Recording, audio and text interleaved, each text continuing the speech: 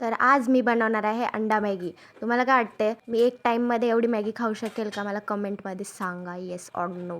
ना भाज्या कापून घेतल्यावर मी सगळ्यात आधी मॅगी शिजायला ठेवते आणि त्यात मी एक चूक केली जी तुम्ही करू नका.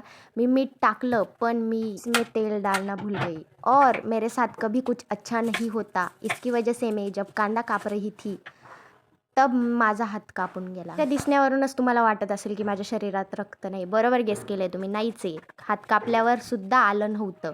आता मी इथं जरा शिफ्ट स्टाईल वापरत होते पण 2 टेक नंतर जमली ती मला. माझ्या आयुष्यासारखा इथं अंड्याला पण गोल शेप नाही आला आणि नीट तर काय होणारच नाही, बिचारा तुटलं अंडं. यार अंडं थोडी तुटणार आहे. ऑमलेट तुटलं मी बनवलेलं.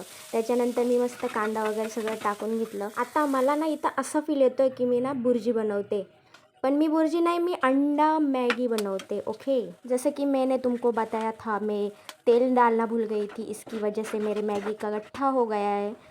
और आप ये गलती बिल्कुल मत करिए, क्योंकि ऐसी गलती करने पर आपको मॅगी हलवणे में बहुत प्रॉब्लेम हो. आता तुम्हाला इथं वाटेल की भाग्यश्रीने टूथपेस्ट घेतली की नाही, तर मी घेतली, पण डॉक्टर बोलता की थोडीशी टूथपेस्ट घ्यायची असते. टी व्हीमध्ये दाखवता तेवढं भरून भरून नसतं घ्यायचं.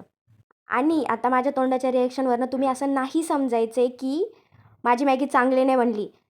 It's really good guys. आता तुम्हाला 1.5 मिनिटाच्या रीलमध्ये मी माझं पूर्ण आयुष्य तर नाही दाखवू शकत, तर जावा, एवढंच होतं आजसाठी. Thanks for watching. Bye bye.